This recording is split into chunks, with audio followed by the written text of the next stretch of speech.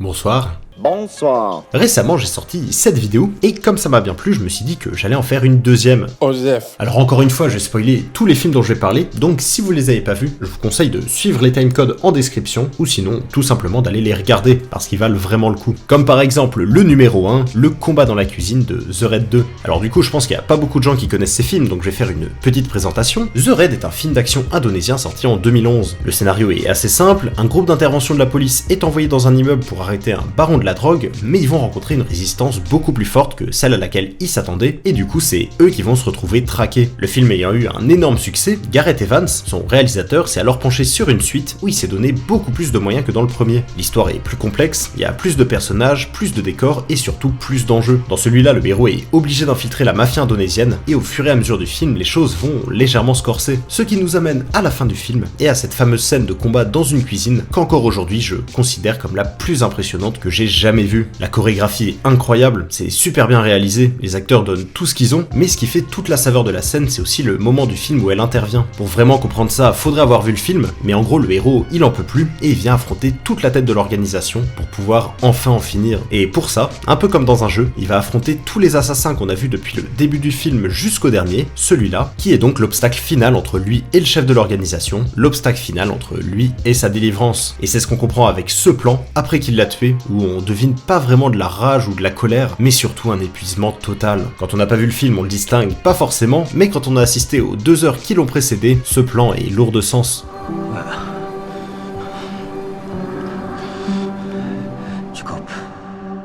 Et outre le sous-texte, ce qui est très réussi dans cette scène, c'est que le combat raconte vraiment une histoire. Ça commence dans le respect, et petit à petit ça devient de plus en plus sauvage. Plus ils se font toucher, plus ils se fatiguent, plus ils se lâchent, si bien qu'à la fin ça ressemble plus à rien. Au fur et à mesure, le montage s'accélère, la réalisation est plus rapide, même si elle reste assez épurée, et évidemment le décor parle pour lui-même. La belle cuisine qui était toute blanche se retrouve complètement maculée de sang. Bref, ce film est excellent, je pense qu'il y a beaucoup de personnes qui l'ont pas vu, donc si c'est votre cas, je ne peux que vous encourager à le faire. En tout cas perso, c'est un des films d'action qui m'a le plus marqué, avec Piège de cristal et John Wick 3. D'ailleurs, en parlant de lui... Senang bertemu Anda, Mr. Wick. Numéro 2, La décision de Mulan. Ouais, toujours rien à voir. Mulan est très clairement un de mes dessins animés préférés, voire même un de mes films tout court préférés. Il y a tout qui est réussi. C'est un véritable modèle à plein de niveaux différents, et notamment au niveau de l'évolution des personnages. C'est d'ailleurs pour ça que j'ai choisi cette scène en particulier, parce qu'elle est le véritable élément déclencheur de toute l'histoire. Quand le film commence, on comprend très vite que Mulan n'est pas trop à sa place. Sa mère essaie de faire d'elle une jeune fille bonne à marier, mais Mulan n'y arrive pas, et du coup elle se demande quel est son but, et à quoi elle est destinée. Dans le même temps, les Huns se mettent à envahir la Chine, et l'empereur ordonne à chaque famille qu'un homme se désigne pour défendre son pays. Un mâle de chaque famille doit servir dans l'armée impériale. Mulan n'ayant pas de frère, c'est son père, vieux et blessé, qui décide fièrement de prendre ce rôle. Évidemment, vu son état, Mulan s'y oppose et éclate alors une dispute entre elle et son père, où ce dernier lui dira « Je mourrai en faisant ce qui est juste, car c'est ma place, et il est temps que tu trouves la tienne. » Aïe. Les sous-intrigues sont donc mises en place, et elles vont toutes fusionner, et tout être résolu grâce à cette simple et unique scène, la décision de Mulan, où elle décide de remplacer son père et de se faire passer pour un homme auprès de l'armée chinoise. Au lieu de trouver sa place, elle va se la faire, son père n'aura plus besoin d'aller combattre, et elle finira même par couvrir d'honneur la famille Fa en vainquant les Huns et en sauvant l'Empire. Comme d'habitude, la musique joue un rôle très important, elle accompagne parfaitement les images, et ça donne une scène tellement badass. J'ai un peu parlé de ça dans mes dernières vidéos, mais alors quand on me parle des plus grandes héroïnes du cinéma, je pense direct à Mulan. Pendant tout le film, elle va se faire passer pour un homme, elle va se battre pour avoir sa place parmi les hommes, elle les combattra courageusement, et c'est une fois son vrai sexe découvert qu'elle sauvera carrément l'Empire.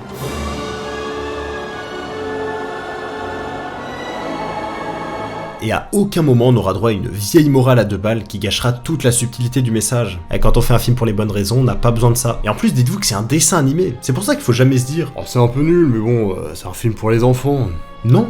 Si c'est de la merde, ça le sera pour tout le monde. Les enfants, ils sont pas débiles, et ils sont capables de comprendre cette subtilité. Et encore mieux, ils prennent exemple sur elle. Et je pense que notre génération a vraiment de la chance d'avoir pu grandir avec des dessins animés aussi bienveillants. Parce que les valeurs mises en avant dans Mulan, elles sont vraiment plus qu'exemplaires. La famille, la persévérance, le courage, l'honneur, et surtout l'amour. Le plus grand de tous les honneurs, c'est de t'avoir pour fille.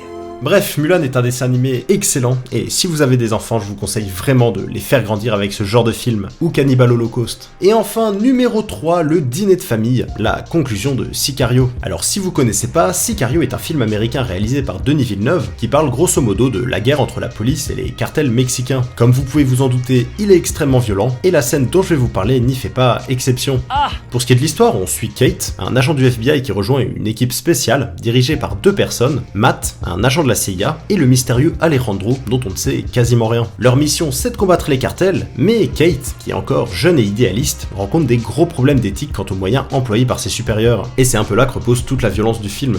On a du mal à dissocier les gentils des méchants. Ils tuent et torturent sans hésiter, et essaient de faire comprendre à Kate que devant tant de cruauté et de violence, ils sont obligés de combattre le mal par le mal, chose qu'elle a évidemment du mal à accepter. Bref, je passe tous les détails, mais à la fin, pendant une opération à la frontière, Alejandro kidnappe un flic corrompu pour lui permettre d'atteindre le baron du cartel. Kate essaie de l'en empêcher, mais il lui tire dessus, dans son gilet pare-balles, ne vous inquiétez pas, et il part avec le flic pendant qu'elle reprend ses esprits. Une fois que c'est fait, furieuse, elle s'en prend à Matt, qui va alors la maîtriser et lui expliquer toute la vérité dans un dialogue qui fait froid dans le dos. On comprend que depuis le début, ils essaient pas de faire disparaître les cartels, mais de les regrouper en un seul qui dirigerait tout, et qui serait donc beaucoup plus facile à contrôler. Mais dans cette scène, on apprend surtout que le mystérieux Alejandro ne travaille pas du tout pour la CIA ou pour la police mexicaine. C'est un sicario, en gros un tueur à gages, qui, comme le dit Matt, travaille pour... Us, them, anyone who will turn him loose, so he can get the person that cut off his wife's head and threw his daughter into a vat of acid.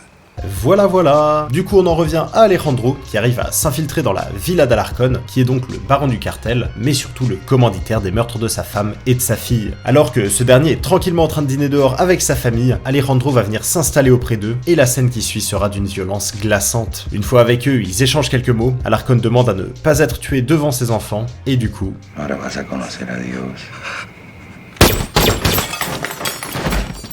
Après les avoir tués, il demande au père de finir son repas, et il finit par le tuer lui aussi. Vous l'aurez compris, Sicario dépeint vraiment un univers cauchemardesque et une violence inouïe. Pendant tout le film, par le biais de Kate, on découvre ce monde de drogue, de corruption, de meurtres plus sauvages les uns que les autres, et même si on pourrait se dire que, comparé à des mecs décapités ou débités en morceaux à la tronçonneuse, cette scène est pas si violente que ça, la facilité et le détachement avec lesquels Alejandro tue toute la famille fait vraiment froid dans le dos. Et le fait qu'il laisse ce moment de flottement pour que le père prenne conscience de ce qui vient d'arriver avant de le tuer, ça souligne vraiment un sadisme et une rage inconcevable. Et ce qui est horrible en tant que spectateur, c'est pas qu'on se demande si au vu de ce qu'il a fait par le passé c'est mérité ou pas, mais c'est qu'on en vienne à se poser la question. Y a plus aucune humanité en fait, plus aucune pitié, plus aucun honneur, juste une violence crue et une cruauté perverse. Yeah, that's what we're dealing with. Bref, ce film est vraiment très bon, et cette scène, bien qu'assez horrible, l'est tout autant. La réalisation, le montage lent, l'absence de musique, les dialogues glaçants, tout est fait pour mettre en avant la violence. Et là où c'est réussi, c'est qu'en voyant tout ce qui s'est passé avant, je ressentais limite du plaisir à voir ce mec dans cet état-là. Vous savez, cette espèce de jouissance malsaine qu'on a tous déjà ressenti à certains niveaux différents, que ce soit du gentil... Oh, un peu moins gentil.